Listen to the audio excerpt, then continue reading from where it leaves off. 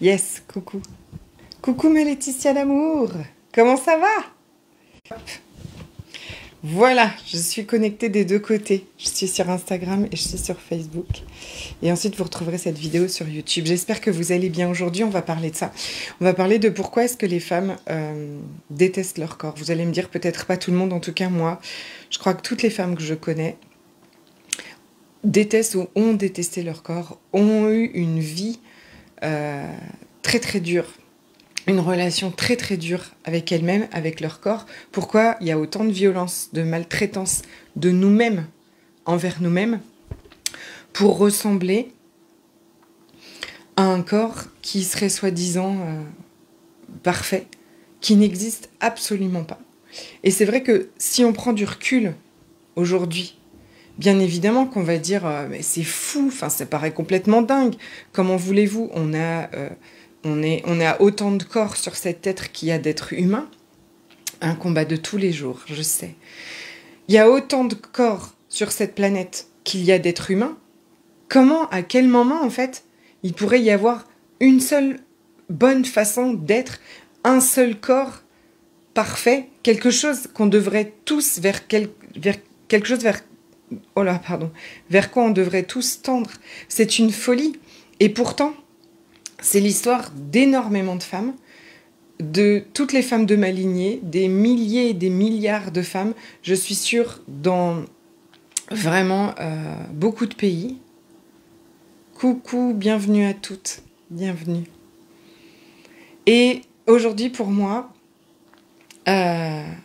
c'est hyper important qu'on regarde ça ensemble, parce qu'évidemment, on va le regarder d'un autre angle. Je vais vous apporter une perspective différente des choses et surtout comment revenir à cet état de paix, comment revenir vraiment à cet état de paix, de joie profonde qui est en nous, avec nous, qui n'a absolument rien à voir avec à quoi ressemble notre corps. Et le fait est que, pour l'avoir vécu, et vous le reconnaîtrez sûrement dans tout ça, c'est-à-dire que plus on a essayé de le rendre comme il devrait être, comme il doit être, le tendre vers cette perfection, plus on s'est maltraité, plus on a souffert, moins il a été comme on voudrait qu'il soit, parce que, vous allez voir, ça n'existe absolument pas, c'est complètement une illusion. Donc, comment se juger, se détester, se dénigrer, se priver, se maltraiter, essayer à tout prix de rentrer dans le moule, dans un jean, de ressembler à quelque chose d'autre que nous, que qui on est vraiment, derrière la honte, derrière le rejet. Qu'est-ce qui se cache vraiment derrière tout ça? Alors, c'est une question immense, et il y a vraiment... Pour moi, c'est un sujet super important. Coucou ma Frédéric. Alors, attendez, parce que je pense que je n'ai pas vos commentaires. Je les vois apparaître sur l'autre téléphone. Évidemment, c'est quelque chose qui est multifactoriel, d'accord? Oui, il va y avoir de nombreux facteurs sociaux, de nombreux facteurs culturels, de nombreux facteurs psychologiques, mais on va aller un petit peu les décortiquer, d'accord? La pression sociale, bien évidemment. La pression sociale, la pression médiatique, ok? Les médias, la mode, les publicités, on a été bercé, même dans les dessins animés, hein, avec des corps de femmes qui seraient parfaits, ok? Et cette image, elle est idéalisée depuis toute petite sur ce à quoi on devrait ressembler pour être comme il faut, donc pour être valable, pour faire partie, d'accord, toujours hein, de la société, des standards de la beauté, qui sont complètement irréalistes. Il y a une énorme pression, effectivement, sociétale et culturelle et médiatique. Yes, mais j'ai aussi envie de vous dire un truc, c'est que nos grand-mères, elles n'avaient pas de réseaux sociaux. Nos grand-mères, elles n'avaient pas les magasins qui font des vêtements pour ce corps parfait et pas pour le nôtre. Exactement. Il y a une pression sociale qui est de dingue. Et donc, on va parler à ça, c'est-à-dire que cette société patriarcale, d'accord? Parce que nos grands-mères, ma grand-mère, je vous donne son exemple et vous me direz pour les vôtres, mais elle n'avait pas de réseaux sociaux, elle n'avait même pas la télé. Et pourtant, elle avait une injonction terrible. Elle s'est privée de manger, je l'ai vue se priver toute sa vie de manger et détester son corps. Ok ? Vous allez voir, on va évidemment arriver à des raisons qui peuvent être aussi plus profondes que ça, mais il y a déjà, c'est comme, on baigne dans un bain, comme tu dis, depuis toute petite, on baigne dans un bain qui va nous pousser à ça, d'accord ? Pour être toujours, vous savez, la première survie, vraiment notre cerveau primitif, la première chose qu'il veut pour assurer notre société, c'est de faire partie du groupe. Faire partie du groupe est, pour lui, en fait, une marque, un facteur hyper important pour notre sécurité. Quand on était des hommes des cavernes, en fait, il fallait faire partie du groupe. Et ensuite, du coup, notre mental, il va venir analyser tout ce qu'il faut pour rentrer dans ce fameux moule, hein, d'accord ? Pour faire partie de ce moule, pour faire partie du groupe et de répondre à ces injonctions. Ça va être une grosse partie. Et donc, il y a cette pression patriarcale, ok ? Comment est-ce qu'aujourd'hui, dans la société où nous vivons, juger un corps de femme est complètement banalisé et normalisé ? Ça pose aucun problème à personne.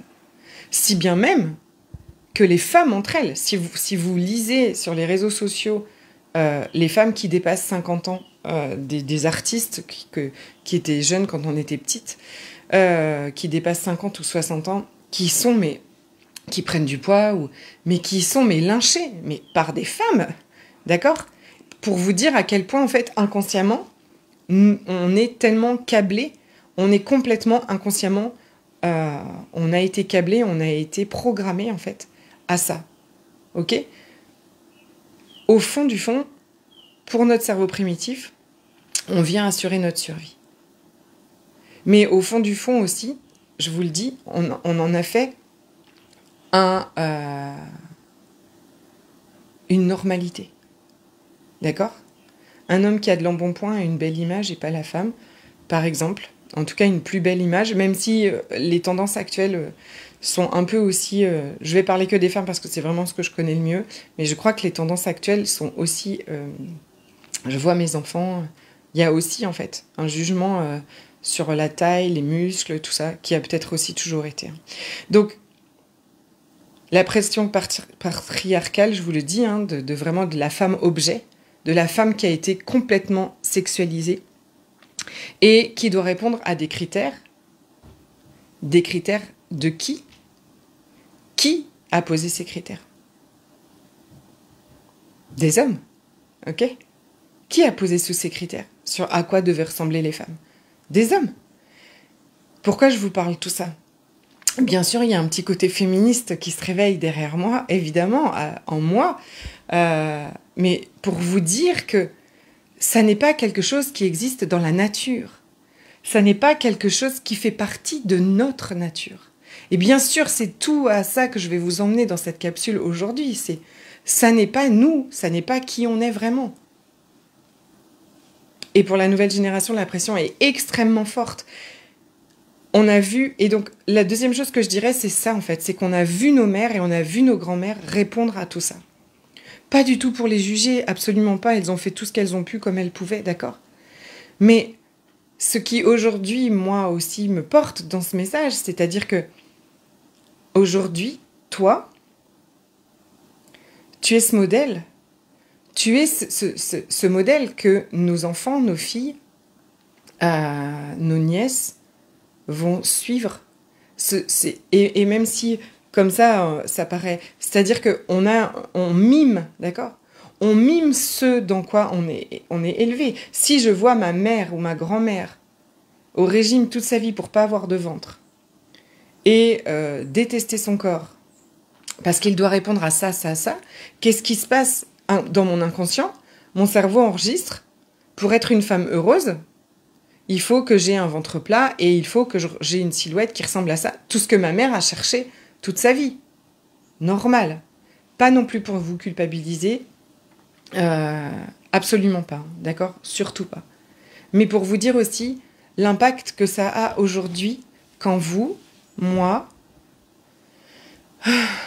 On choisit de se libérer de tous ces carcans. On choisit de se libérer de tout ce fonctionnement qui est complètement mental, qui n'a absolument rien à voir avec notre nature profonde, avec qui on est.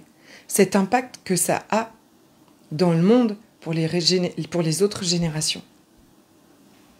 Et il est temps que nous-mêmes, on arrête, mais on a un poids, en fait, dans ça, mais magnifique. D'accord ? Moi, je vous parlerai plus de ma grand-mère que de ma mère. J'ai pas souvenir. Ma mère, elle a jamais été au régime et tout ça, mais mes souvenirs, vraiment, c'est ma grand-mère. Et je me dis qu'un jour, je serai grand-mère. C'est pas pour nous mettre la pression non plus, hein. Absolument pas. Hein. C'est pas pour nous mettre la pression. Je sais, quand on est un pied dans ce... Mais c'est justement pour que vous le voyez, en fait. Quand on a un pied dans ce tsunami permanent, en fait, de pensée obsessionnelle à la nourriture, de pensée obsessionnelle à maigrir, de ce que je dois manger, ce que je dois pas manger, combien de sport je dois faire, de cette obsession permanente depuis le premier, avant même que un œil se soit ouvert le matin, et la dernière pensée du soir, c'est demain je dois faire mieux et je dois manger moins et me dépenser plus. Et c'est une obsession en permanente pour finir en crise à 18h ou à 21h. Je sais exactement la souffrance que c'est. Donc, il n'y a aucun jugement. Bien au contraire, j'ai aujourd'hui tellement envie de vous emmener à autre chose, à pouvoir prendre cette... Vous voyez, faire ce pas de recul, en fait, sur tout ça. Ne pas juger. Samedi après-midi, j'avais une conversation avec une femme que j'adore et qui m'a dit j'ai pris du poids, c'est horrible, j'ai dépassé 50 ans, nanana. Et je commence à parler avec elle, parce que je lui raconte que je suis en train de préparer une masterclass sur ça, gratuite. Et en fait, elle me dit, mais quand je vois ça, elle me dit, c'est dingue, en fait. Pourquoi les femmes détestent leur corps ? Pourquoi est-ce qu'on fait tout ça ? Pourquoi est-ce qu'on va passer notre vie à se maltraiter ? Et c'était une super inspiration pour aujourd'hui, et c'est vrai. Et ce que je veux, c'est qu'on puisse au contraire prendre un pied de recul et regarder tout ça sans aucun jugement. Oui, on a grandi avec ces injonctions. Oui, du coup, il y a une espèce de programmation inconsciente à ressembler à ce corps parfait. D'accord ? Il y a tout ça. Oui, on fait du mimétisme avec les femmes dans lesquelles on a grandi. D'accord ? Donc, on a fait ça aussi. Ensuite, je vous l'ai dit, il y a le mental. Le mental qui est une machine pour assurer notre survie. Lui, qu'est-ce qu'il va faire, en fait ? Selon tous ces critères, tu vois ? Ma fille, tu dois ressembler à ci, tu dois ressembler à ça. Une femme, ça doit avoir un ventre plat. Tout ce qu'il faut pour être valable. Des cuisses fuselées, des gros seins, mais pas de taille, des fesses comme ci, des fesses comme ça. Il y a tout ce truc-là, ok, qui fait que votre mental va nourrir en permanence des pensées pour vous ramener avec ça, d'accord ? C'est ce que je vous parle depuis tout à l'heure. Il va nourrir des pensées, des stratégies en permanence pour vous faire ressembler à ça. Et il y a le truc général des médias, de la société et tout ça, et puis il y a évidemment toutes les humiliations que vous avez subies personnellement, d'accord ? C'est le dernier point que je voulais aborder, c'est ça. C'est-à-dire, bien évidemment, les traumatismes personnels. Je vais revenir dessus, mais évidemment, il y a ça dans les critères aussi. Moi, à 8 ans, j'ai un mal-être intérieur gigantesque. Mon mental va utiliser comme stratégie la nourriture parce qu'il s'est rendu compte que quand il mange, je ressens moins de mal-être, je ressens moins d'intensité, je ressens moins de douleur à l'intérieur de moi. Et donc, je vais commencer à prendre du poids parce que je vais commencer à mettre la tête dans les placards et à avoir cette envie irrépressible de manger pour essayer d'éteindre ce mal-être, cette douleur atroce qui est à l'intérieur. Et donc, je vais prendre du poids. Et là va commencer en fait cette spirale infernale. D'accord ? D'être jugé, d'être critiqué, un médecin traitant humiliant qui me pèse et qui m'engueule. Je suis petite, j'ai 9 ans, j'ai 10 ans, la diététicienne. Ça va commencer en fait ce cirque infernal.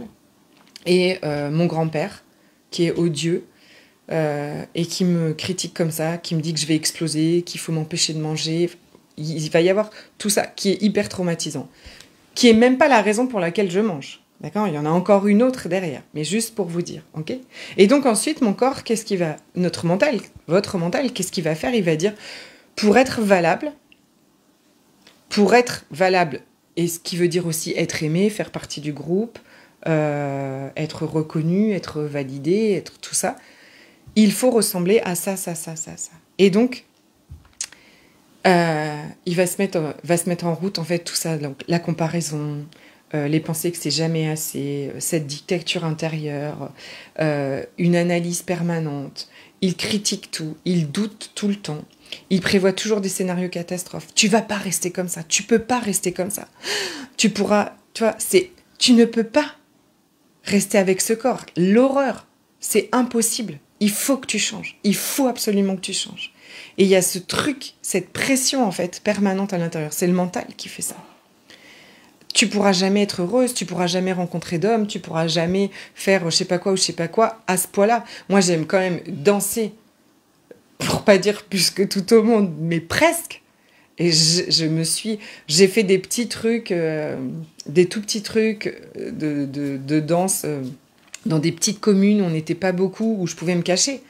Mais à cause de ça, parce que avec ce poids et avec ce corps, mon mental m'a mis cette injonction que je ne pouvais pas aller danser avec ce corps-là.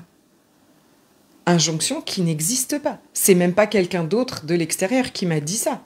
Jamais personne m'a dit, bah toi, avec le corps que t'as, t'es énorme, tu pourras jamais aller danser. Non, tout ça se passait dans ma tête. Je voudrais que vous regardiez tout ce qui se passe dans notre tête. C'est pas que notre mental est contre nous, hein. Pas du tout. Ok ? Mais par rapport à tous les injonctions de la société, le patriarcat, les blessures et les traumas, il est venu comme créer une espèce d'image complètement illusoire de moi à quoi je dois ressembler. Pour. D'accord ? Et de toi. Et de Sabrina, et de Christine, et de Carole, et de Magali, et de Laetitia. Il est là il a construit un moi, une Laetitia, une Séverine, une Sabrina, un moi qui devrait ressembler à ci, être comme ça, pour avoir le droit de vivre, pour avoir le droit de respirer, pour avoir le droit d'être heureuse, pour avoir le droit de danser, pour avoir le droit de tout ce que vous voulez. Mais ce moi-là est complètement une construction. Il n'existe absolument pas. Il n'existe pas de vous qui serait parfaite et qui pourrait, enfin, respirer, se sentir légère, aller danser, être heureuse, mettre ce qu'elle veut comme vêtements. Ça n'existe pas. Il a tout construit. Il a tout construit pour nous protéger. Hein. C'est quelque chose d'important. D'accord ? Ne partez pas en lutte contre lui. C'est vraiment pas l'objectif d'aujourd'hui. Mais plutôt que d'aller lutter contre ça, parce que vous voyez toutes les couches de lasagne qu'il y a eu, hein, d'accord ? Il y a la couche de lasagne de il faut mincir, il faut être mince, il faut ressembler à ci, il faut ressembler à ça pour enfin avoir un corps qu'on pourra aimer. Et par-dessus ça, en fait, c'est lui-même aussi qui vient mettre une deuxième couche en disant « Non, mais t'as passé ta vie à te juger, t'as passé ta vie à te décider, à te détester, t'en as pas ras-le-bol, tu voudrais pas passer à autre chose. » C'est comme lui, tous les jours, qui dit « Tu dois pas manger ci, tu dois pas manger ça, nanana, nanana, nanana. » Et puis lui qui vient dire « Mais t'es tout le temps au régime, t'es tout le temps dans le contrôle et tout ça. Bien sûr que tu craques le soir. » C'est toujours lui. Et toutes ces stratégies, les unes sur les autres, empilées comme des lasagnes. L'industrie du coaching, du régime, du fitness l'a très bien compris. C'est très bien comment marche le mental et l'a très bien utilisé pour faire de l'argent. Je veux dire, voilà, moi j'ai été élevée j'ai été élevée au régime et au 0% et au machin, vraiment, d'accord, qui coûte bien plus cher, qui est aujourd'hui, on le sait, bourré de cochonneries.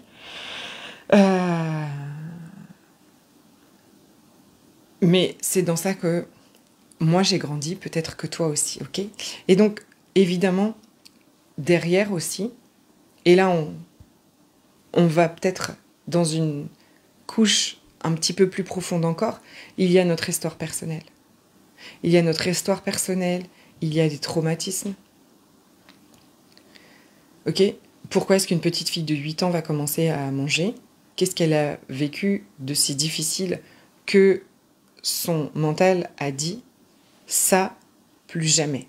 Je veux plus jamais ressentir ça. Et utiliser les troubles du comportement alimentaire, le remplissage alimentaire pour s'en protéger, d'accord? Pour se protéger de ressentir ça. Mais donc, il y a... Et après, peut venir s'ajouter toutes les autres choses, d'accord? Mais la base, vous la voyez. Retirer la nourriture sans aller s'occuper de ce qu'il y a en dessous, c'est impossible. C'est voué à l'échec. Et l'histoire de ma vie est sûrement de beaucoup de vies. D'accord? Passer sa vie au régime à essayer d'enlever la seule chose que le mental croit pouvoir nous apporter un peu de sécurité, un peu de douceur et un peu d'apaisement en fait. À ça, à cette autre chose qu'il y a en dessous. Donc, j'aime toujours à dire la nourriture n'est jamais le problème en fait. La compulsion alimentaire n'est jamais le problème. Ça a été la solution à ce moment-là. Donc évidemment, on parle d'abus, évidemment, on parle de traumatisme, de blessures. Et même si aujourd'hui, vous vous dites peut-être, non, mais moi, j'ai pas vécu d'abus, moi, j'ai pas vécu de trucs très traumatisants. Je vous le dis toujours, mais j'insiste vraiment, ça ne peut pas juger. On ne peut pas juger ce qui a été traumatisant pour nous quand on était petit. Bien sûr que si aujourd'hui, quelqu'un vient vous juger, même si déjà, imaginez qu'aujourd'hui, quelqu'un vienne tous les jours vous juger, vous critiquer, vous dire que qui vous êtes et comme vous êtes, c'est jamais comme il faut, blablabla, blablabla. Même aujourd'hui, ce serait insupportable. Mais quand on était petit, ça l'était 10 milliards de fois plus. D'accord? Et quand on est petit, aujourd'hui, peut-être que vous aurez le raisonnement, coucou ma belle Kaina, peut-être qu'aujourd'hui, vous aurez le raisonnement de vous dire, c'est cette personne qui a un problème, celle qui critique tout le temps. Mais quand on est petit, quand les gens nous critiquent, quand les gens nous jugent, nous humilient, jamais on se dit que c'est eux qui ont un problème. On vient toujours se dire que si on nous critique, c'est que nous, on fait les choses mal. C'est que le problème, c'est nous. D'accord? C'est ça la honte toxique. Et ensuite, on va croire en permanence que qui on est est honteux. Qui on est n'est pas comme il faut. Ce qui génère aussi une énorme souffrance à l'intérieur. Alors pourquoi est-ce que l'idée était, vous voyez, d'aller comme un peu démonter, mais surtout d'aller voir. Je sais pas, j'espère que vous pourrez ressentir là, à la fin de cette vidéo, ce que toute cette météo qu'il y a devant, toutes ces constructions, toutes ces injonctions, tout ce qu'il y a autour, qui est là devant, peut-être même vous pouvez les placer devant vous, les voir, et reconnaître que ça n'a absolument rien de personnel avec vous. Ça ne veut absolument rien dire de vous. Et que ça n'est absolument pas qui vous êtes. Qu'il n'y a aucun moi auquel vous deviez répondre, aucun corps parfait à atteindre. Tout ça n'existe absolument pas. Et notre nature profonde, derrière tout ça, n'a absolument pas à répondre à aucun de tous ces critères, de toutes ces injonctions. Notre nature profonde derrière n'a pas ces blessures. Et qu'on est en train de tenter de répondre à des choses qui n'existent pas, à des choses qui sont construites.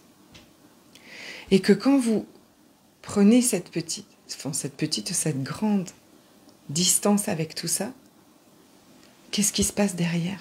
Qu'est-ce qu'il y a derrière qui a toujours été là? La paix, la joie profonde,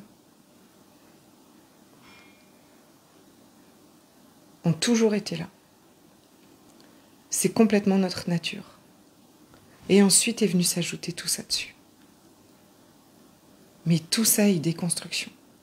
Tout ça sont beaucoup de constructions du mental, en réponse à toutes ces injonctions, en réponse à tous les traumas.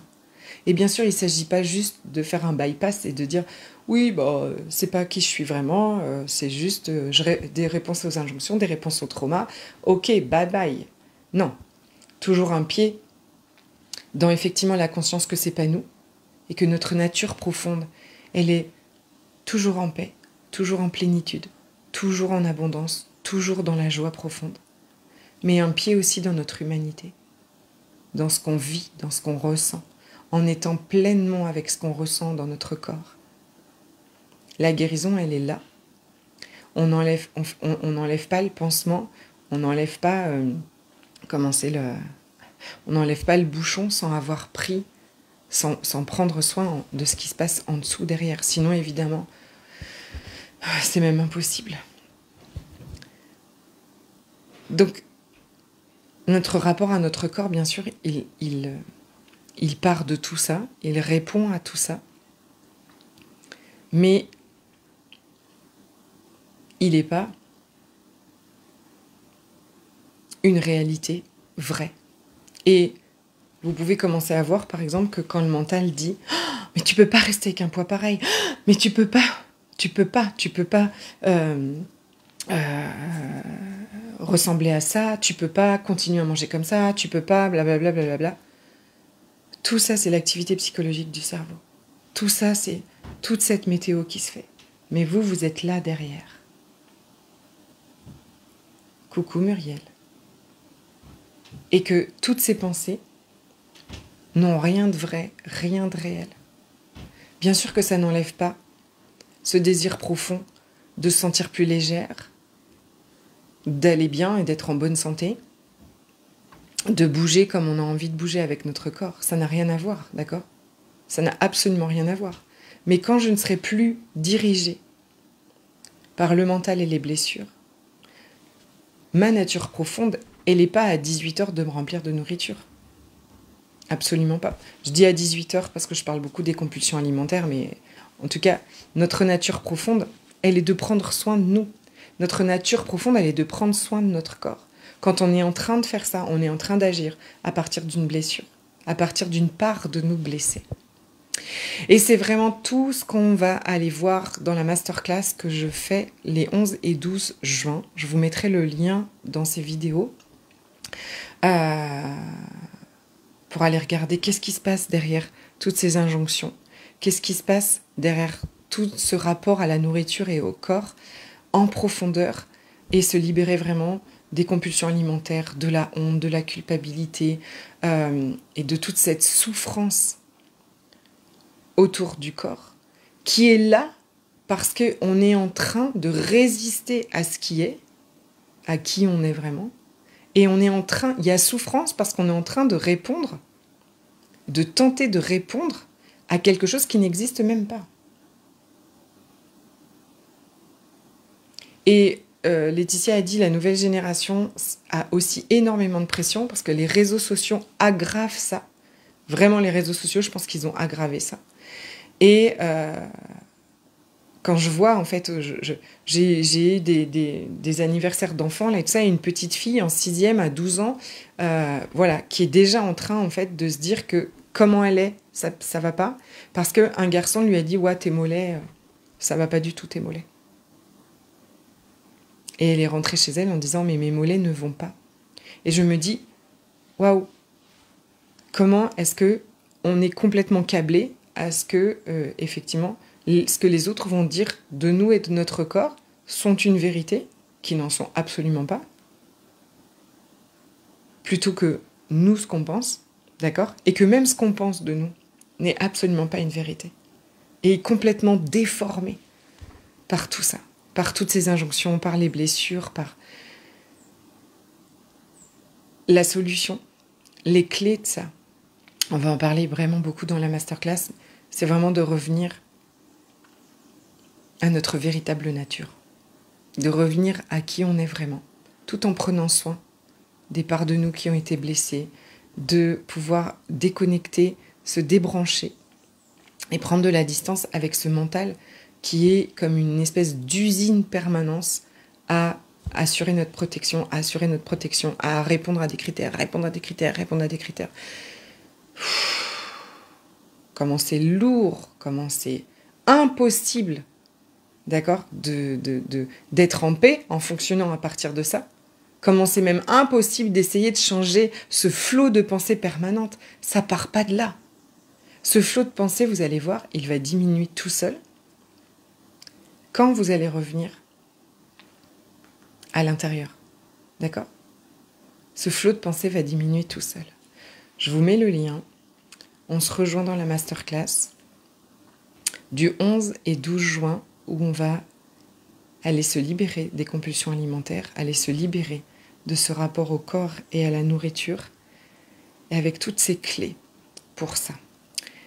Je vous donne aussi rendez-vous si vous êtes entrepreneuse ou future entrepreneuse. Ce jeudi 22 mai, il y a une présentation, c'est pas moi qui l'a fait, c'est Valérie Scala, sur les outils quantiques, la carte et les hologrammes quantiques, qui soutiennent l'entrepreneuse que vous êtes, mais aussi votre entreprise et vos clients. Si vous voulez le lien, venez me le demander. C'est sur Zoom à 19h, 13h en Martinique et au Canada.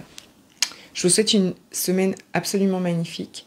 Je vous embrasse de tout mon cœur. Si vous avez d'autres questions, si vous avez d'autres choses que vous voulez qu'on aborde, envoyez-moi des petits messages privés. J'y répondrai ici dans les capsules du lundi. Je vous embrasse très fort.